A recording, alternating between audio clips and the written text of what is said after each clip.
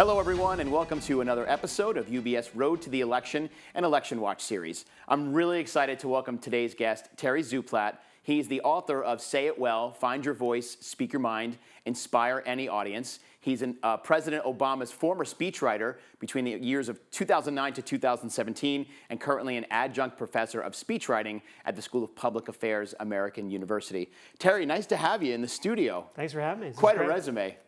It's great to be here. I'm sure many people who are watching this right now have heard President Obama say the words that you and your team at the time wrote for him. So it's exciting to have you join us here and do a little bit of like a regression, kind of look back and say, how did it all go, right? So I thought, we could go in a million different directions today, but I thought we would start with just in your experience. Now, most of the time in the early parts of your career, you were behind the scenes, writing, editing, changing as he goes to the podium.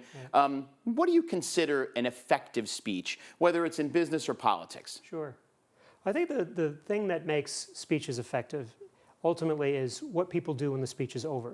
If you just stand up and give a speech and people say, well, that was a nice speech, and then they don't do anything, or they don't change anything about their lives or the way they work, then it was not an effective speech. So great speakers, I think, give their audiences specific, tangible goals, visions to work for, a sense of inspiration that they're going to go out there and work the extra hours, get the job done, change the way the company operates. And we've all sat through presentations that don't do that. We know what that's like. We sit there, we go back to work, and nothing changes in our life. I think great leaders, great speakers leave their audience with a tangible sense of what they can do differently in their life. It's rare, maybe for me personally, I'm just sort of speaking from my own experience, that when you hear a speech from anyone, whether it's business or a politician, that you get that kind of chill up and down your spine of like you're either really excited or you are viscerally feeling the words that they're saying. So for me, that's like, wow, that was some, even if I disagree with what they're saying, that was a powerful kind of a speech. Sometimes it's the air conditioning. You're just cold, and you're getting chills. That's right. But no, yeah, I think that this is something I write about in the book quite a bit because getting up as a human being in front of another group of human beings is a profoundly human experience. We're trying to connect with one another. We're trying to have an experience, and so to have what you're describing, right, is a physical reaction, a physical experience. I think that's what great leaders do. What great speakers do. I mean, and it's true, again, whether we're leading a team of 5 people in our offices or we're leading 5,000 people. Great leaders do that, and in the book I write about the different ways that you can do that in politics and business. Yeah. So let's look at your political career. Is there a particular speech that you heard or that you wrote that you walked away and said, wow, that was awesome. Like that will go down in history? Well, as a speechwriter, you're always mindful that they're never your words. People always ask, what was it like to hear a president say your words? But the way it really works is, you spend most of your time listening to the speaker, in this case, the president. We would blessed to have years of transcripts and interviews, and we would study every word he would utter and every speech he would give. Our job was to create a script that he would have come up with had he only had the time to do it himself. And he was a phenomenal speechwriter in his own right. I always tell people, if you have a favorite Barack Obama speech, chances are he wrote it or most of it himself. Right. And so it was intimidating. Our job was to try to tee up something. So we never thought about it as our words. But there were different speeches that we worked on. I'm from Massachusetts. I grew up, born in Boston, grew up in Massachusetts. So to be able to help him with his speech at the Boston Marathon after the bombing and knowing what that speech meant for so many people in my hometown, my home state, was tremendously fulfilling. And there's other speeches that other people have given. I mean, my personal favorite of all time, I'd say, is probably, Robert F. Kennedy gave a speech in South Africa. It's known as the Ripples of Hope speech, and it's a speech to young people about how you can make a difference in the world. You don't have to be 50, 60, 70 years old leading an organization. You can be 20, 25 years old and having a profound impact that creates, ripples of hope. So that's one of my favorites. Yeah. And as you talk about your own favorite, I could probably rattle a few off in my head that really, like I said, resonated with me or motivated me or gave me that, air conditioning chill up my spine. Right. But is there, do you look back? I mean, I think asking this question is almost like it's a bit of a layup because I feel like most people would say yes. Are there things you would go back to and change and say, oh, I wish I had done that differently? Because in my experience, the things you do that you are not as happy with, you make a point to even get them better the next time. So mistakes are okay. Mistakes are good. Yeah, actually, this is something I write about in the book because I think of the experience we had during Ebola, where, as you remember, there was, absolute panic and hysteria across the United States. And if you remember, there were 2 Americans who had contracted it in the United States. So the fear was sort of completely disproportionate to the reality. The challenge we had, the challenge that President Obama had, was how do you go out there every day and how do you reassure people in a moment of fear?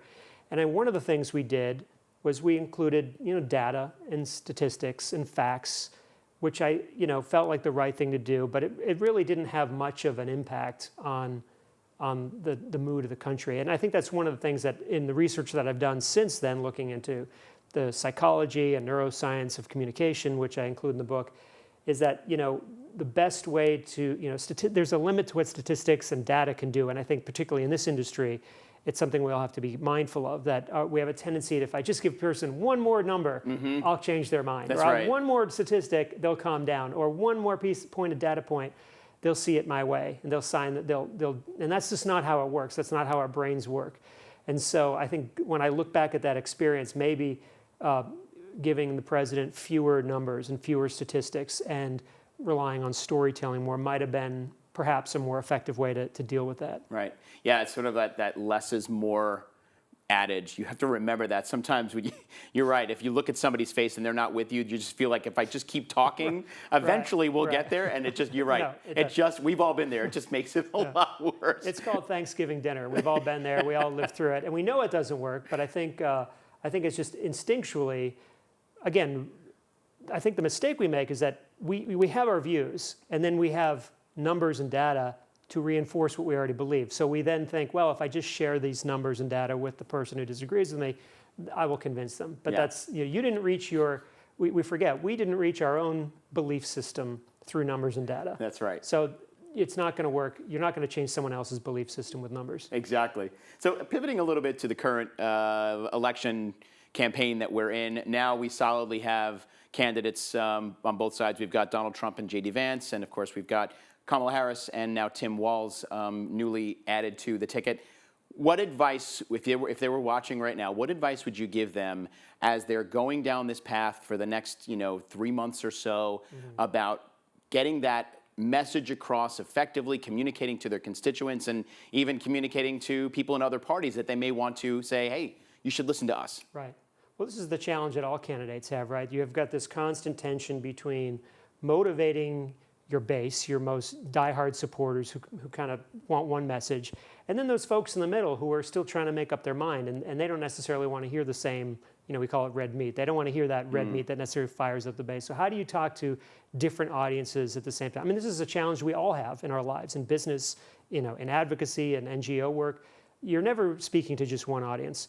I think, the one piece of advice that I would give, that I know they're all trying to do this, but it's just very difficult, is remember that there are a lot of people out there who just aren't focused on the things you're focused on, right? So like the base of each party cares about certain things and prioritizes certain things, but most folks out there are just struggling to pay their bill, pay their mortgage, pay their rent, afford groceries, pay gas. That's the reality that most people have. And so if you are not speaking to that every day, day in and day out, if you are speaking about things that seem like a world away, then you're not speaking to the things that people care about. And so you're asking them to vote for you because you're going to make their life better in some way. Well, focus on what they're struggling with in their life. So I think both parties can sometimes get caught up in the issues that matter most to the base, which again may or may not, I think count the number of times. Now, not that just that they're saying the word middle class. That's not enough. That's right. What's the plan to bring down prices? What's the plan to make food more affordable? What's the plan to make housing more accessible? You've got a generation of young people that it's now normal to move back in with your folks because housing is so expensive. When I was growing up, that was not the norm. Same it is here. the norm. What's the plan to deal with that? What's the plan to deal with education? These are the real things that people focus on. And if they're off talking about something else just because it fires up the extreme left or extreme right of their party, then they're not speaking to you. So there's a tension there.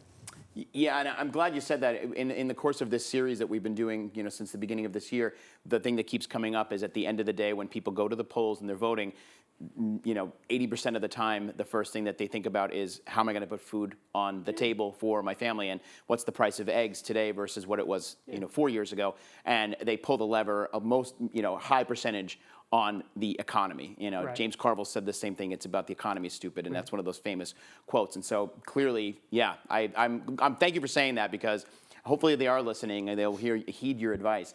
As we're wrapping up here, Terry, by the way, this is great. I'm so happy that you're here. What should voters be listening for from the candidates? Does it kind of go into the same thing that you're saying of what they should say? Or what should they really be listening to? What's important that they should be pulling out of what the candidates are saying? Yeah, I think it's the reverse of that. I Yeah. think if you're a voter, and this is true whether it's, town selectman, governor, senator, congressman, whatever. Lots of people running for office all the time. Everyone wants your vote That's all right. the time. They're asking for your vote. Now, so are they speaking to you about what matters to you most? They'll tell you. They're very transparent, people running for office. They're either going to be standing up and working for you, or they will not be.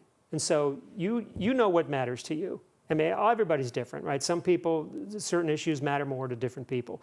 Ask yourself, what is the most important thing in my life that I care about the most? Who is speaking to that? And again, you make an interesting point, right? People ask, is my life better off? Famous question that Ronald Reagan asked, That's right? right. It's like, am I better off than what I was 4 years ago? And that's one way to look at it. That's kind of a backward-looking way. I think a more powerful question people could be asking is, will my life be better in 4 years?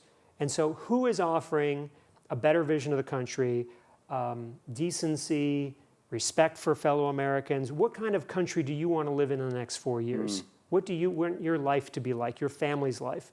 So who's putting forward actual plans to make your life better? Not simply checking off these boxes that might get you fired up and angry. We have a tendency around the Thanksgiving table to argue about things that are not groceries, gas, and education. That's right. Politicians have a way of triggering us, and they do this on purpose because they know it fires people up, even though the issue might get you fired up in arguing and might get you up, but it actually doesn't really impact your daily life. So, look for the politicians, look for the people who are actually speaking to what you care about. I love that.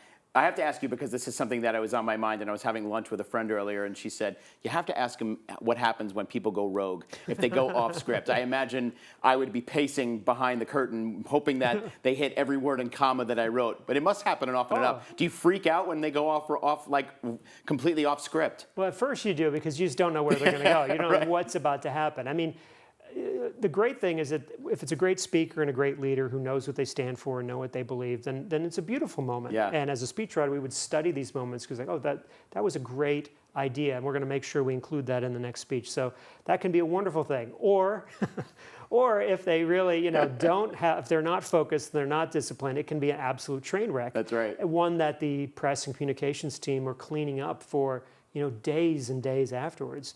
So, it's either beautiful or it's a gaffe.